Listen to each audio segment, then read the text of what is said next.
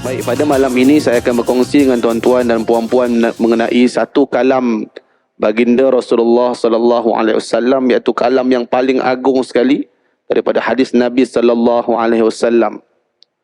Malam ni saya nak kongsi dengan tuan-tuan 3 perkara. 3 poin besar. Yang pertama, apakah itu kebaikan? Assalamualaikum warahmatullahi wabarakatuh. Alhamdulillahirabbil alamin. وبه نستعين ولا عدوان إلا على الظالمين والصلاة والسلام على أشرف الأنبياء والمرسلين سيدنا ومولانا محمد وعلى آله وصحبه أجمعين. قال رب اشرح لنا صدورنا ويسر لنا أمورنا واحلل عقدة من ألسنتنا يفقه أقوالنا. اللهم فقهنا في الدين وعلمنا تأويل واهدنا إلى صراطك المستقيم. أما بعد، قال الله تعالى في القرآن الكريم بعد أعوذ بالله من الشيطان الرجيم بسم الله الرحمن الرحيم. إن الله اشترى من المؤمنين أنفسهم وأموالهم بأن لهم الجنة يقاتلون في سبيل الله فيقتلون ويقتلون وعدا عليه حقا في التوراة والإنجيل والقرآن ومن أوفى بعهده من الله فاستبشروا ببيعكم الذي بايعتم به وذلك هو الفوز العظيم. صدق الله العظيم. Yang dihormati Tuan Imam, Tuan Bilal, barisan kepimpinan ahli jawatan kuasa Masjid Al-Falah, tuan-tuan, puan-puan, ibu-ibu, ayah-ayah, para jemaah yang dirahmati oleh Allah Subhanahu wa taala. Alhamdulillah, syukur kita kepada Allah Subhanahu wa taala, hari ini dapat lagi kita menyambung kembali.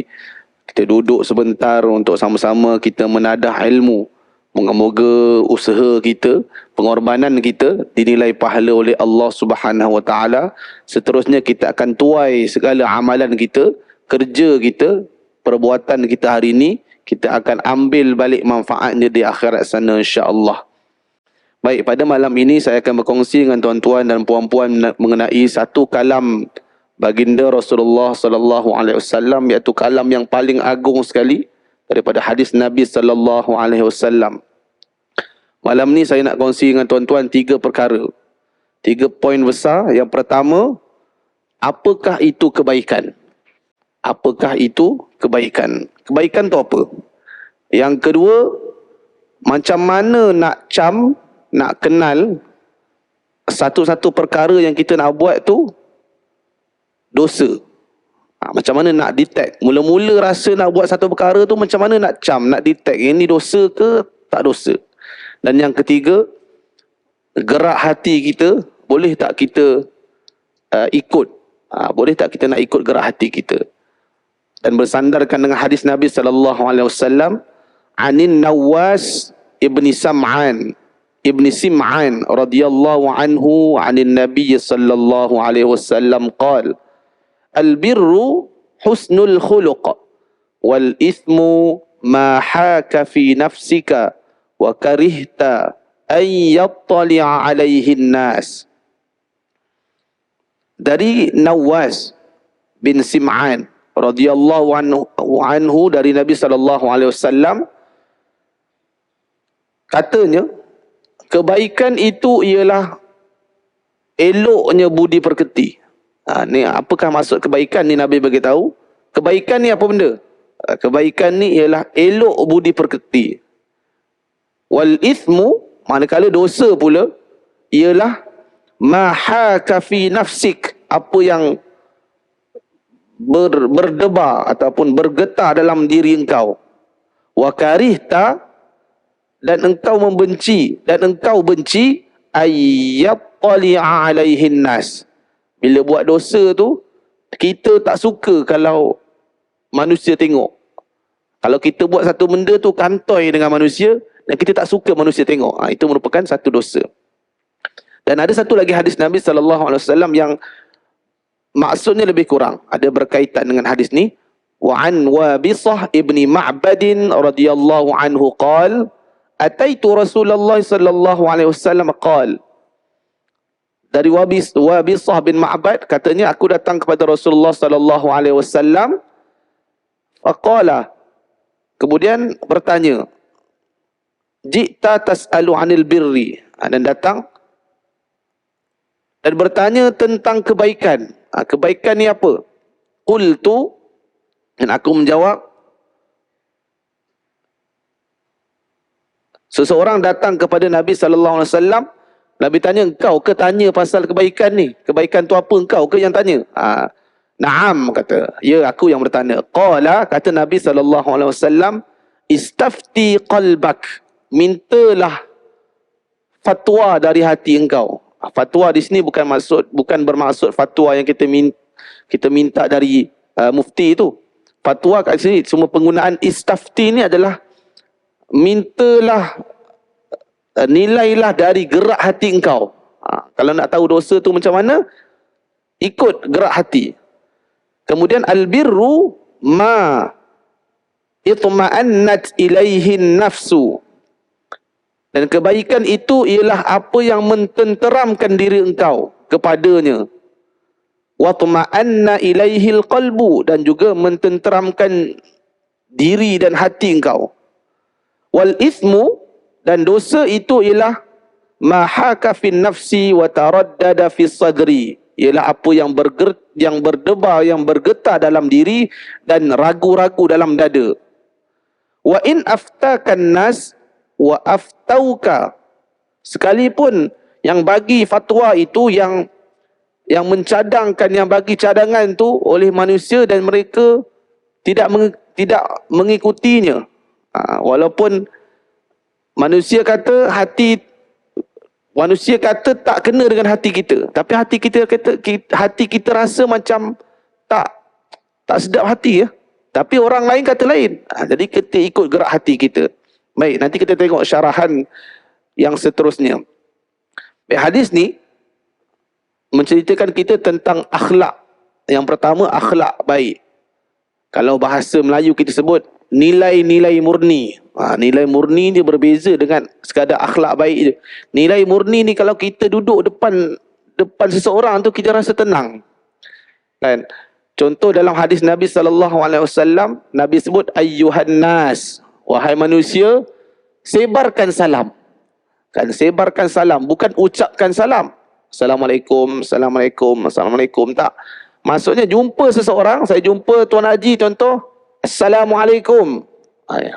Sebarkan salam. Ini satu akhlak yang baik, yang patut, yang wajib kita ikut. Jumpa tempat lain pula, Assalamualaikum. Jumpa orang lain, Assalamualaikum. Bagi salam.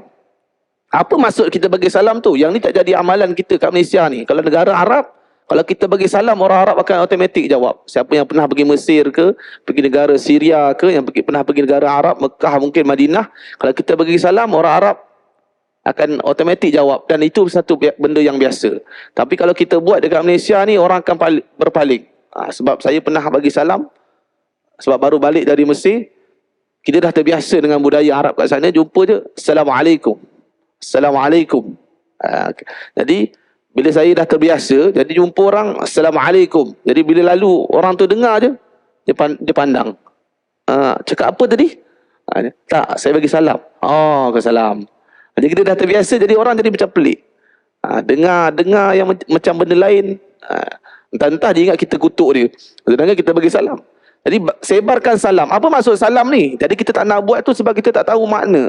Assalamualaikum. Aku salam sejahtera ke atas kamu. Aku mendoakan sejahtera, kesejahteraan, keselamatan kepada kamu. Selamat macam mana? Engkau ni selamat daripada lidah aku, dari perbuatan aku yang tak baik ni. Engkau aku jamin selamat. Macam tu kita doakan keselamatan. Dan ingat, bila kita doakan orang, malaikat doakan kita balik. Doa yang sama. Jadi, jumpa orang, kenal ke tak kenal, bagi salam. Contohnya kita dah ada ahli jemaah kat sini. Nampak orang tak kenal je, kan? Jangan tengok dulu, tengok lama. Siapa? Assalamualaikum. Nampak macam nak cari benda tak? Nak cari tempat wuduk. Okey, wuduk sini. Kenal. Angkat tangan. Jangan takut untuk bagi salam. Takut ustaz, takut dia bukan Islam. Bagi je salam dulu. Muka Melayu. Kan, muka Melayu. Tapi dia macam nak kata Islam ke tak Islam, bagi salam dulu. Kenapa jadi slow? Dia hilang.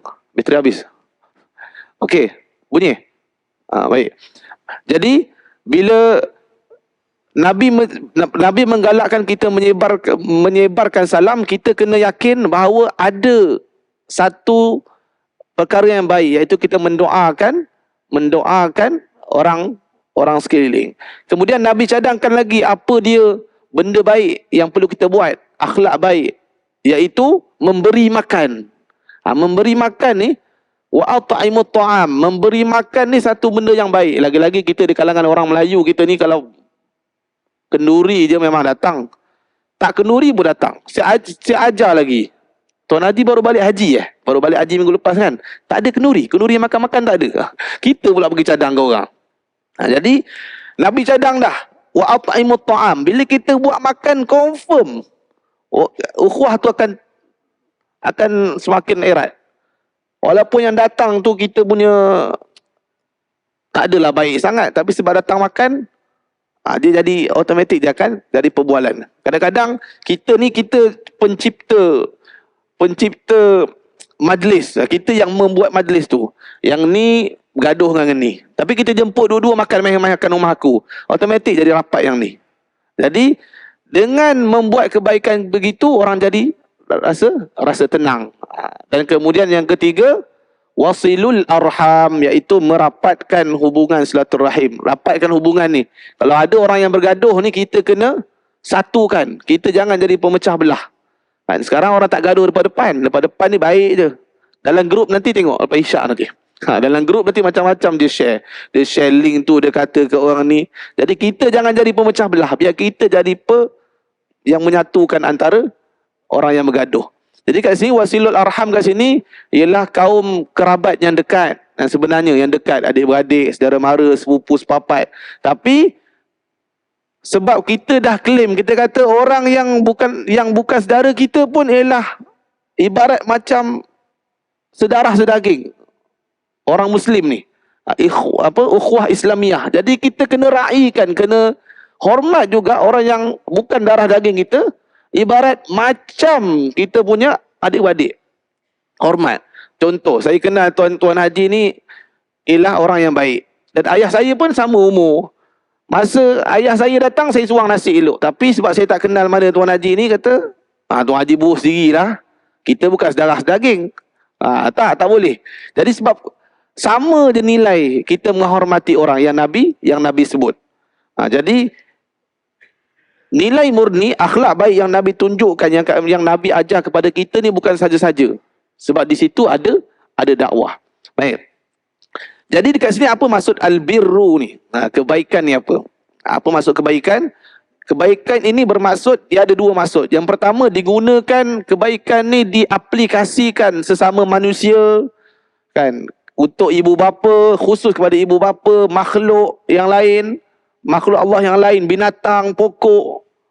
Kita dengan manusia baik, dengan kucing kita sepak. Ataupun dengan kucing kita baik. Ni sekarang ni, zaman sekarang ni. Dengan kucing punyalah kita baik. Pencinta kucing, pencinta binatang, macam-macam ni timbul sekarang ni. Baik sangat. Tapi dia biarkan kucing tu berak depan rumah orang lain. Itu sekarang, hati-hati. Dia tak salah nak mencintai kucing. Tapi ingat, menghormati jiran juga, itu menunjukkan satu akhlak yang baik. Jadi jangan terlalu over sangat mencintai kucing, mencintai binatang sampai menafikan hak manusia. Ada pula yang mengatakan saya ni vegetarian. Saya ni makan sayur. Kan, saya makan sayur. Makan sayur je. Bila tengok orang makan sayur, dia tak minat. Apa makan sayur ni? Apa makan daging ni? Saya makan sayur, saya tak suka lah majlis macam ni yang tak ada makan sayur. Dia over sangat. Jadi tak meraihkan dan tak menghormati orang lain. Jadi berpada-pada dalam membuat satu tindakan. Dan yang kedua, apakah maksud kebajikan al-birru juga? Dalam erti kata lain, melaksanakan ketaatan kita kepada Allah kan, yang sesuai dengan petunjuk Al-Quran. Tengok dekat sini ada dua al-birru ni. Al-birru ni maksudnya ketaatan. Taat ni ada dua. Taat ni ada dua, pada zahir dan pada batin. Pada zahir ni apa? Ketaatan. Tadi kita solat. Dan kita tengok orang ni solat, pakai jubah, pakai serban, berzikir, pegang tasbih, ni solat lah ni. Secara zahir kita nampak itulah dia. Dan iaitu yang menurut perintah Allah. Keluarkan zakat, kita nampak orang tu bagi salam, ambil zakat tu, dia dengan bayar zakat tu, soleh lah tu. Secara zahir itulah dia.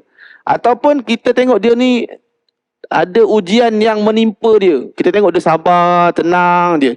Kan, katanya kereta hilang, katanya motor hilang, katanya ada saudara mara meninggal, dia tenang. Kita tengok secara zahir, itulah ketaatan dia dan dia meredai apa yang Allah timpakan kepada dia secara zahir. Tapi jangan lupa, yang sebenarnya adalah batin. Jangan mudah. Kita tak salah, kita bukan tak boleh sangka buruk. Cuma berhati-hati. Contoh dalam pemilihan ni biasa orang nak pilih menantu. Contoh tuan-tuan dah sampai satu tahap nak pilih menantu. Secara zahir tu tuan-tuan tengok seorang anak muda ni soleh, pakai serban, sembahyang kat Masjid Al-Falah. Secara zahirnya soleh lah dia. Secara zahir, ketaatan secara zahir. Tapi jangan lupa cek betul. Cek betul-betul, ajak datang rumah tanya kan, sekolah mana dulu, berapa rukun Islam, berapa rukun iman. 2-3 minggu dia keluar video sesat, macam-macam sesat. Nampak pakai tudung dah. Kan, nampak pakai tudung dah, rupanya dia tak percaya. Rasulullah itulah Allah, Allah itulah Rasulullah, dah pening dah. Pakai tudung eloknya, muka Melayu. Jadi nampak zahir tu, zaman sekarang kena hati-hati. Dan orang boleh bertukar macam-macam. Jadi kat sini taat kepada batin yang mana? Yang dimasukkan dalam ni ialah keimanan terhadap Allah. Betul tak kau beriman? Kau semayang betul dah. Iman tu apa? Kau beriman kepada siapa? Tengok-tengok je ajaran sesat. Kenal malaikat tak? Malaikat tu siapa? Kitab-kitab apa? Rasul siapa? Tanya. Bukan nak terlalu detail dalam bab pemilihan menantu ke, contoh pemilihan imam ke. Jadi benda-benda yang zahir melibatkan institusi, pembinaan institusi keluarga kan. Jadi perlu kepada temuduga yang detail, iman takwa dia kena tahu. Barulah kita punya komuniti kita barakah. Baik. Nabi sebut, Ibnu Umar kata, al-birru syai'un hayyin. Kebaikan itu mudah. Kebaikan ni mudah je buat. Kan, wajhun talaqun. Muka orang yang buat baik ini berseri-seri. Dan kalam dia lemah lembut. Kan, kalau kita perasan, kalau kita jumpa sahabat kita ni, cakap dia baik, dia tenang, dia jumpa dia. Kalau dia tak datang masjid sehari, kita pula rasa gelisah. Mana Haji tu mana Haji? Haji Rahman mana Haji Rahman? Tak maaf kalau ada nama Haji Rahman. Haji Rahman mana Haji Rahman? Kita rasa cari-cari. Biasa dia ada. Asal mesti dia ada kat sini. Zuhur tak ada tak apa. Asal mesti dia ada. Tapi hari ni tak ada. Kita risau. Sebab kita tahu dia kebaikan yang dia buat, contoh. Jadi orang baik ni memang disayangi. Bila dia mati pun dia disebut-sebut. Teringat saf tu. Saf tu, dekat tiang tu, Haji tu selalu duduk. Ngaji seorang-seorang, lepas subuh, zuhur, asar, maghrib, isyak. Kita teringat. Bila dah tak ada, disebut-sebut. Jadi kebaikan ni bukan kita buat-buat. Dia akan lahir. Lahir tu dengan apa? Dengan ilmu. Sekarang ni tuan-tuan sedang membina kebaikan dalam diri. Iaitu tuan-tuan sedang mendengar tazkirah. Hari-hari tuan-tuan semua pergi masjid, dengar tazkirah. Yang ni, ilmu tu akan melahirkan kebaikan. Kena ingat, kan, husnul khuluq ni, kebaikan akhlak yang baik ni, nilai-nilai murni ni, dia boleh challenge, dia boleh lawan dengan orang yang banyak solat tahajud ataupun banyak solat. Contoh, kita ni banyak solat, ngaji Quran, kan, tahajud, semua amal ibadat kita buat. Tapi perangai kita teruk. Dengan seorang hamba Allah, dia solat yang asas je, dia solat sunat tahajud dia jarang buat. Kan? Maksudnya amalan-amalan tu biasa je. Dia bukan tak buat langsung, dia biasa. Dia tak macam seorang hamba Allah ni buat. Tapi dia punya akhlak dia baik. Akhlak dia baik ni maksudnya akhlak yang dah disulami dengan ilmu lah, bukan akhlak yang kita rasa baik. Tuan-tuan kena faham tau, kebaikan orang mukmin dengan kebaikan orang kafir berbeza. Dia ada satu kitab kalau tuan-tuan belajar, dia berkait dengan kefahaman. Mentang-mentang orang Islam buat jahat sikit, jadi orang yang bukan Islam buat baik, kita rasa macam orang Islam teruk lah. Contohnya macam kami belajar di Mesir, kan, Kristian tak ramai. Tapi bila ada kedai-kedai yang baik, yang dijaga, yang dijual, yang penjualnya ialah orang Kristian, kan, dan ramai lagi orang Islam, bila pergi dekat kedai yang penjual dia orang Kristian, Masih, kita panggil Masih, kami balik kedai cakap, bagus lah tu orang kedai tu, tapi dia Kristian. Kita cam Kristian ni ada, kalau orang Mesir, orang Arab dia ada salib kat sini. Ada salib kat sini. Salib dia kecil je. Tuan-tuan makan nasi Arab, tengok muka Arab sama kan, tuan-tuan tengok jari dia. Kalau orang Mesir, dia ada salib kat sini. Kita seronok sekarang makan nasi Arab ni. Tu nasi Arab tu nak Ampang pergi dekat USD, Subang semua pergi. Arab mana? Saya Mesir, saya Yaman. Jangan, tengok dulu jari dia. Kalau kat sini, kalau Mesir dia ada cross kat sini. Arab sama je muka dia. Jadi kawan tersebut baiknya lah orang Kristian ni, kan. Beza dengan kedai tu Islam tapi teruk. Tuan-tuan, walaupun dia teruk, dia masih Islam. Iman dia tu masih diperakui walaupun dia ada akhlak yang buruk. Kena faham. Tapi yang ni walaupun dia baik dia sebab apa? Sebab dia merupakan kaum minoriti di Mesir, contoh, di negara Arab. Jadi dia nak nampak baik, jadi orang pun jadi pergi ke kedai dia. Jadi hati-hati. Kebaikan yang dimasukkan dengan Nabi ni ialah yang disulami dengan ilmu yang kita dapat dalam kelas. Macam ni, kita belajar. Tuan-tuan dengan kuliah hari-hari, kuliah fiqh, kuliah akhlak, kuliah tasawuf, macam-macam sirah nabawi, semua. Dan tuan-tuan dah ada ilmu, dan tuan-tuan akhirnya terlahirlah akhlak yang baik, akhlak yang soleh. Baik, kita tengok apakah yang dimasukkan dengan khair juga. Khair apa? Kebaikan itu dalam ketenteraman, dan kejahatan itu dalam keraguan. Poin dia kat sini ialah bila kita nak buat baik kan, ataupun kita rasa nak buat jahat, dekat situ kita dah rasa dah hati kita ke mana. Kadang-kadang kita buat baik ni kan, kita buat baik dah kan, tapi kita rasa macam tak sedap hati. Mesti ada perkara yang kita buat tu membuatkan orang sakit hati ke.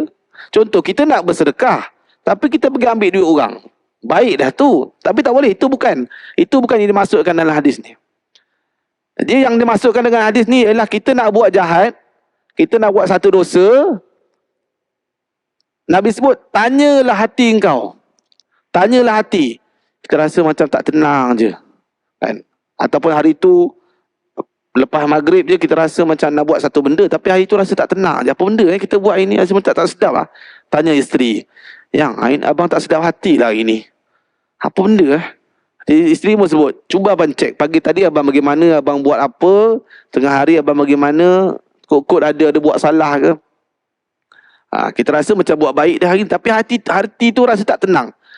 Cek-cek balik, baru teringat kat kedai makan tadi abang bagi sepak kucing.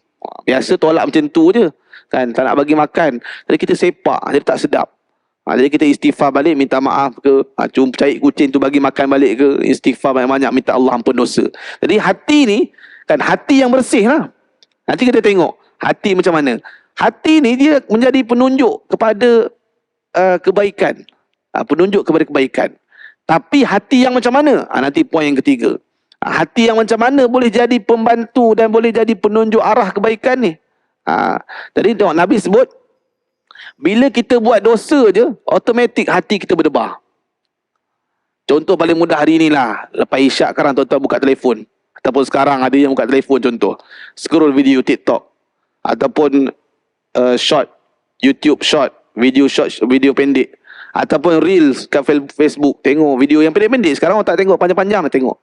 Tengok mula-mula keluar Ustaz Bazli. Okey lagi tengok. Boring lah Ustaz Bazli. Scroll lain. Ustaz lain pula. Ini Imam Masjid Falah. Kata boring lah tengok muka dia. Lain pula. Lain tengok. Jadi scroll. Lama jumpa satu video yang tak tutup aurat. Contoh. Kan kita rasa macam nak tengok tak tengok. Kalau tengok tu rasa macam tak sedap hati. Tak sedap hati tu, itulah iman. Jadi hati tu automatik bergetar pada perkara-perkara yang tak baik. Terus scroll, tengok benda lain. Benda baik kita tak tengok, benda tak baik kita tak tengok. Itu masalah. Tapi Ustaz, saya boleh tengok benda maksiat ni saya okey je Ustaz. Saya rasa okey je, tak ada apa-apa. Tengok maksiat, tengok perempuan tak pakai tudung, lelaki pakai seluar pendek, saya okey lah Ustaz. Saya okey, macam tak ada apa-apa. Kena hati saya tenang dengan dosa lah Ustaz. Dekat situ saya kata tadi, untuk meminta fatwa hati ni, petunjuk hati, gerak hati ni, kena sulami dengan ilmu. Tak boleh kita kata macam ni. Contoh ada seorang hamba Allah yang bukan kaki masjid, bukan kaki kuliah, bukan. Tiba-tiba dia datang tanya Tuan Haji lah yang kaki masjid ni, kita soleh-soleh semua ni. Kata bang, saya ni nak kahwin lah contoh. Tapi saya ada calon ni sekian-sekian. Kita pun cakap, kau ikut hati kau rasa yang mana bagus. Dia ni tak solat, dia ni tak tu, tak boleh. Kita kena bagi fatwa untuk dia. Nanti kat sini, macam bagi cadangan kat dia. Hati yang macam mana? Orang yang macam mana boleh kita minta pandangan, bahasa dia minta fatwa ni masuk minta pandangan, minta cadangan, minta nasihat. Jadi kalau hati kita dah bersih, hati kita dah solid, dah memang kita semayang, sunat, hari-hari solat, tahajud, ngaji Quran, insya-Allah walaupun kita bukanlah beriman totalnya, hebatnya pahala kita ni, solat kita, tapi insya-Allah hati tu dia automatik. Bila kita sulami dengan iman, dengan ilmu, dia akan menjadi penunjuk arah. Contoh mudah sekarang bab makanan lah. Tuan-tuan pergi kedai seafood ataupun kedai apa yang makanan ringan tu, kedai apa tu yang bakar, ada sup atau ada tempat bakar tu, apa nama dia? Apa yang kita bakar udang, ada seafood tu, apa nama dia? Saya pun. Kedai tu kan ada jual macam-macam. Udang, ketam, jadi kita nak bakar sendiri, nak rebus sendiri kan. Ada pula sausage, ada pula nugget, ada pula yang udang tu tak adalah syubhah mana, memang betul lah, tak adalah orang bela udang bagi kan. Udang, ketam tu memang real lah. Kalau ada benda-benda yang syubhah pun boleh dimaafkan lagi, boleh. Tapi bab ni nugget, sausage, fish cake, fish ball ni kan, tuan-tuan yang ni ayah-ayah saya ni, tuan-tuan makan tak? Makan, cumanya macam kita akan cari mana plastik dia. Kita akan rasa macam ragu-ragu. Anak kita makan sedap ni bah, nugget ke fish cake ke, macam-macam fish sekali, petak 3 segi, yang ketam yang gulung. Yang ni betul ketam ke, dia masuk apa, ada. Tengok hati tu rasa. Kalau rasa tak tenang, bukan kata haram, tapi kita rasa macam tak sedap. Fatwa hati kata tak payah makan lah. Tapi bila kita dapat satu produk yang macam tu juga, segera begitu kan, daripada orang Muslim, daripada yang buat tu memang kita yakin orang yang memang Muslim, hati kita rasa ni memang boleh makan ni. Ni saya ambil sikit daripada kilang ni, saya tengok tahu ke, contoh tahu kan, tahu ni memang ambil dekat negeri Perak, contohlah kalau Perak tu buat, saya ambil dan saya ambil, saya memang boleh makan. Ini kita beli tahu entah kedai mana, tahu putih tu, nak makan buat macam mana tu hati. Bab makanan saja. Tapi kalau ikan, walaupun yang ikan tu yang dia jual ni bukan Islam, boleh lagi lah kita yakin tu kuat sikit, sebab ikan ni tak boleh nak tipu. Tapi kalau berbola ikan, nugget, benda-benda yang makanan-makanan tu, jadi hati kita mudah. Nak makan ke tak? Nak makan ke tak? Jadi hati-hati bab makanan. Jadi hati ni dia boleh memberi petunjuk. Baik, seterusnya, apakah yang dimaksudkan dengan meminta fatwa hati ni, meminta pandangan hati? Tengok dia kata, bertanya dan mengambil ketetapan sikapnya dalam suatu perkara yang tidak tentu. Dan tidak terang hukumnya, atau dalam perkara-perkara syubhah yang masih ragu-ragu, rasa ada ragu-ragu, dia minta gerak hati. Istighfar. Istighfar, ya Allah, seandainya benda ni baik, ya Allah, kau tunjukkanlah. Tuan-tuan ni semua dah kaki solat dah, hari-hari solat saya kena minta doa tuan-tuan pula. Kan? Jadi kalau tuan-tuan yang muda-muda ni, depan saya, adik-adik atau abah-abah ni, kalau ada rasa nak buat keputusan besar, tanya ayah-ayah, tanya ustaz-ustaz yang dah banyak solat, tanya mak-mak yang banyak ngaji ni. Kan? Kalau kita yang rasa macam ada ragu-ragu, dia minta pandangan ulama, minta pandangan orang alim, minta pandangan orang yang banyak solat. Dalam kalangan kita ni ada orang yang memang hari-hari solat, hari-hari mengaji. Cuba jumpa, nak tanya sikit boleh tak? Saya sebenarnya ada masalah ni. Nak buat kenduri bila? Hari Sabtu ke hari Ahad? Hari Sabtu sebenarnya ni tak dapat datang, tanya. Mungkin simple dia benda tu, tapi bila kita minta pandangan orang lain, jadi boleh membantu kita buat keputusan. Sebab setiap hari kita tak terlepas dari pilihan. Kita tak lepas dari pilihan, sama ada nak semayang dekat saf belah sini ke atau belah sini. Pilihan tu macam-macam. Nak pergi makan kedai ni ke kedai ni. Cadangan saya, tuan-tuan masa solat tahajud, lepas solat tahajud tu, jangan lupa solat istikharah. Pagi solat tahajud tu, ataupun lepas duha ke, sebelum mula hari tu, yang pagi tu, solat istikharah. Doa, ya Allah, kau tunjukkanlah pilihan yang terbaik untuk perjalanan hidup aku hari ni, ya Allah. Moga-moga, kan, apa yang aku buat hari ni, perjalanan baik semua. Sekiranya ada tak baik, hati aku tenang dan redha. Jadi kalau kita buat satu benda tu, kita dah minta pandangan Allah, tawakal kita dah okey. Kalau apa-apa berlaku pun, kita redha dah. Dah minta fatwa hati. Sebab bila buat benda-benda yang ragu-ragu ni, benda-benda yang dosa ni akan datang. Sebab Ibnu Mas'ud sebut, al-ismu hazzazul qulub. Dosa itu menggoncangkan hati. Siapa yang buat dosa, hati tak berdebar, maksudnya hati dia tu masalah. Hati dia masalah apa? Banyak buat dosa, kan dah titik hitam tu dah banyak dah. Titik hitam dalam hati ni ibarat orang Melayu sebut susu sebelanga tu habis dengan sebab nila setitik. Maksudnya titik hitam. Walaupun tak apa ustaz, satu titik je ustaz, kita boleh kautib lah, istighfar lah. Jangan tuan-tuan. Titik hitam tu akan membiak kalau kita biarkan dosa. Rasa buat dosa hari ni, taubat terus. Istighfar 1000. Terus letak. Kalau buat dosa, istighfar 1000, solat taubat.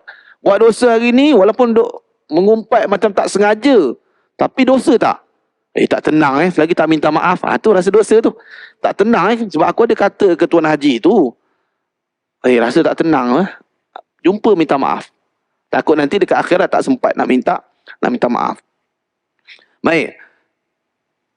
Ada pun perkara, yang ni kena tengok. Ada pun perkara yang sudah terang diketahui hukum dia. Jadi kena ingat. Ustaz, saya ni bila puasa tak tenang lah ustaz. Saya puasa tapi rasa tak tenang. Kira ustaz kata macam tu, saya tak ikut lah hati saya. Tak tenang. Tak. Nabi sebut, kalau perkara tu dah ada dalam syarak. Dah ada dalam syarak, tak boleh ikut hati lah. Saya rasa saya tak tenang ustaz puasa bulan Ramadan. Saya nak rasa puasa bulan Syawal lah. Hati saya kata, tak boleh. Syarak dah tetap yang tu lah. Solat dia dah ada dalil. Tak perlu dah minta fatwa hati. Tak perlu dah minta pandangan. Saya tanya orang lain, macam mana kita nak puasa bulan depan, bulan Ramadan contoh. Kan? Kita kena bincang, tak payahlah. Masjid Al-Falah kita tak buat puasa bulan Ramadan. Kita buat puasa, tak payah. Itu dah memang dalil syarak. Kata, tak boleh dah minta, walaupun hati kita tak suka. Solat, contoh paling mudah solat qasar, solat jamak. Kita musafir contoh, kita balik daripada sini, Selangor ke Kelantan, berapa kilometer contoh? 400, sambung pula, pergi pula sambung Perak pula, pergi Thailand, Hatnyai pula, 600, 800 kilometer. Kalau ikut kita naik kereta ni, tak adalah penat mana. Tapi waktu tu kita berpuasa. Hati kita rasa nak puasa. Dan waktu tu bulan puasa. Tapi syarak ada tulis. Ada kata, kalau kau musafir, boleh berbuka. Boleh berbuka. Tapi tak boleh lah ustaz. Saya kalau musafir ke tak musafir, saya mesti puasa. Kan? Sebab saya mana puasa. Kalau saya tak buka puasa, kalau saya buka puasa, hati tak tenang. Tapi syarak kata boleh buka puasa. Bukan ikut gerak hati. Kan? Jangan pula tiba-tiba ada kawan tu makan pada bulan puasa, yang musafir juga sekali dengan dia, kita pergi marah. Puasa lah. Musafir. Tapi memang ada dalam syarak. Jangan pergi marah pula. Contoh yang lain, waktu kami nak pergi Mesir, masa 2010 sebelum kami pergi Mesir tu, saya pergi dengan pelajar-pelajar daripada Kelantan, Yayasan Islam Kelantan. Jadi saya stay kat KL, tunggu dekat KLIA. Kawan-kawan daripada Kelantan dan Kota Baru datang, tunggu kat KLIA. Lepas tu balik, nak pergi naik flight tu, ustaz dah sebut dah, pengiring dah sebut, kata kita pergi ni bulan puasa, tengah bulan puasa, panas lah. Mesir pula lagi panas. Jadi siapa nak berbuka boleh, tak nak berbuka boleh, nak teruskan puasa pun boleh. Ustaz kata betul. Okey, kita semua dah ngaji agama, dah ngaji syarak, semua okey boleh. Semua puasa, masa tu semua puasa. Naiklah fly, naik kat terbang, kan, naik atas tu, kawan tanya, Li, mu puasa tak? Puasa. Semua tanya, mu puasa? Semua puasa. Semua 100 orang tu semua puasa, alhamdulillah. Bulan Ramadan, 15 Ramadan, tengah-tengah bulan Ramadan.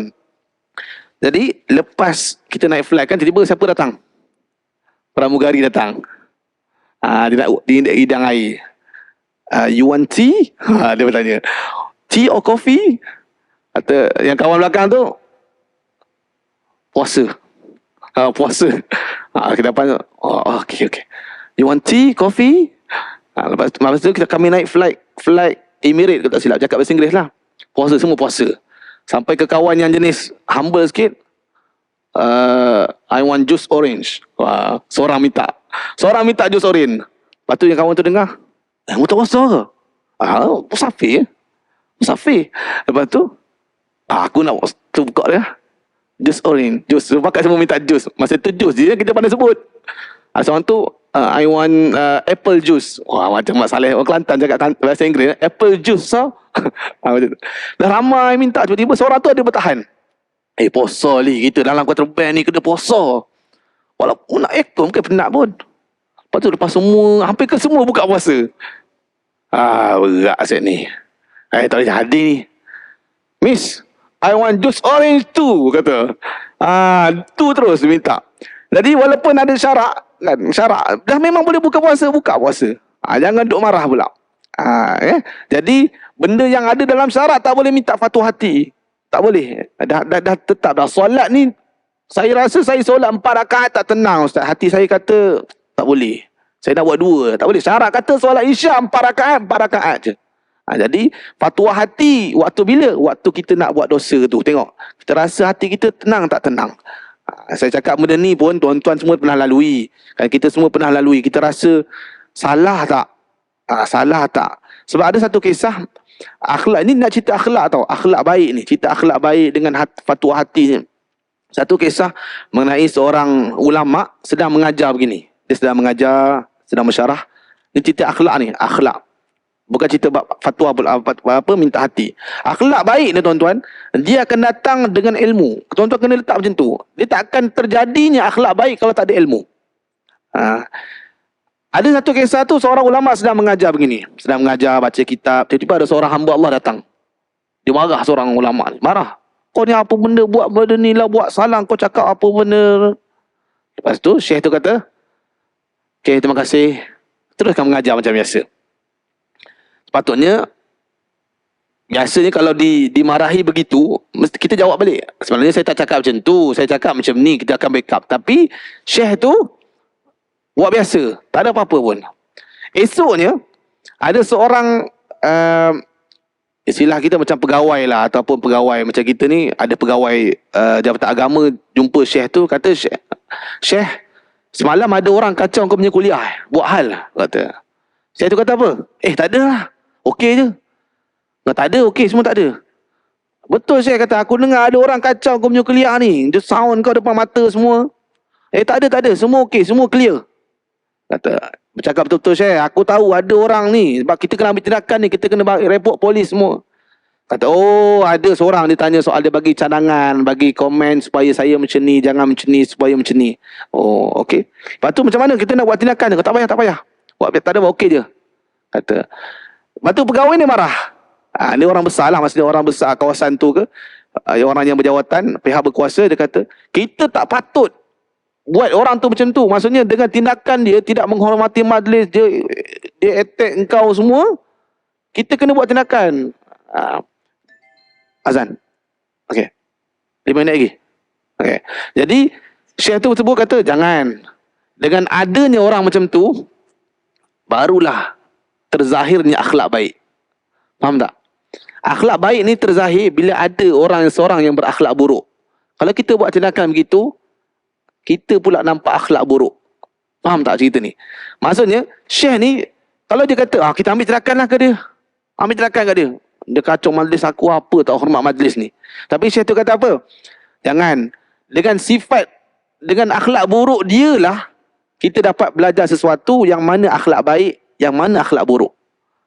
Faham tak? Jadi kat sini, walaupun kita jumpa seseorang tu akhlak buruk, kan, buat jahat kat kita, kan, buat teruk kat kita, cubalah santuni dia tu dengan baik. Kalau kita bantai juga, kita garang juga, kan, kat sini lah hikmah daripada cerita tadi. Kalau kita juga perangai sama teruk macam dia, jadi tak ada beza lah yang mana satu akhlak buruk, yang mana satu akhlak baik. Saya sendiri pernah di sound, bahasa sekarang, di sound oleh seorang hamba Allah yang berumur, kan. Kalau ikut hati anak muda ni, kita geram juga. Tapi sebab kita pakai title orang berilmu, kita dah pernah belajar kat masjid, kan, kalau kita marah juga, yang marah saya ni orang berilmu juga, belajar di Mesir juga. Jadi benda tu berlaku kat Malaysia. Jadi kalau kita marah juga, samalah kita dengan dia, tak ada beza. Jadi kita downgrade, minta maaf. Dan pernah berlaku sahabat saya juga, dia pernah dibantai oleh seorang pegawai besar. Kamu ni macam ni, kamu ni macam ni. Cakap tak berhenti, kena marah. Kawan tu bercakap apa? Ustaz, saya minta maaf. Senyap terus pergi. Maaf je, Ustaz, saya salah, minta maaf. Dia tak cakap apa. Kalau kita lawan balik, kan, akhlak kita hampir sama dengan dia. Tapi kalau bab undang-undang yang melibatkan undang-undang yang ada klausa peraturan semua tu, yang perlu diambil tindakan, melibatkan pihak berkuasa, kena bertindak lah. Jadi dekat sini Nabi nak ajar kita akhlak. Baik. Dan yang terakhir, sedikit daripada apa yang kita dapat daripada kuliah pada malam ini, kan, kisah Nabi Adam. Nabi Adam nak cerita mengenai dia minta supaya kita minta pandangan hati. Ada riwayat Nabi Adam AS berwasiat kepada anak-anak dia dengan beberapa wasiat. Dia kata, yang pertama, kalau kamu nak buat sesuatu tapi hati kamu gelisah berdebar, janganlah kamu buat. Sebab waktu aku makan buah khuldi dulu, kan, hati aku ni, hati Nabi Adam ni bergoncang dan gelisah. Nampak? Yang kedua, jika kamu hendak mengerjakan sesuatu, lihatlah kesudahan dia.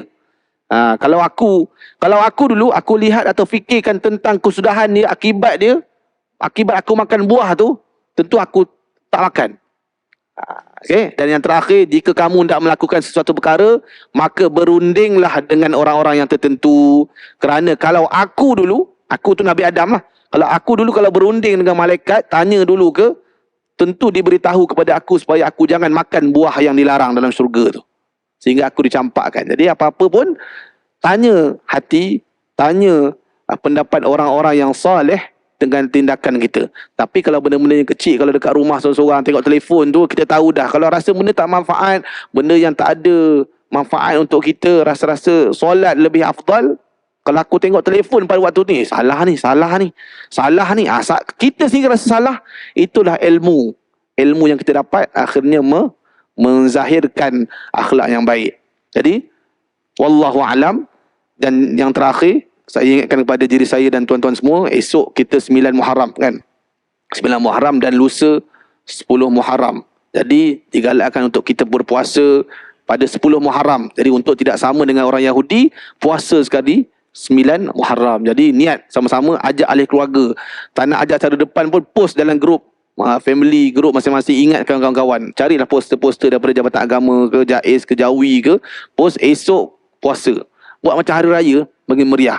Tapi puasa sunat. Jangan nampak pelik pula orang, kau tak puasa Kau tak puasa, jangan. Sebab dia puasa sunat. Tapi kita galakkan. galakkan. Jadi dapat pahala tak kita galakkan? Dapat pahala. Jadi moga-moga amalan yang kita buat tu diterima oleh Allah Subhanahu wa taala. Alam. Wallahu Subhanahu wa taala alam. Aku qouli hadza wa astaghfirullahal azim li wa lakum. Wassalamualaikum warahmatullahi wabarakatuh.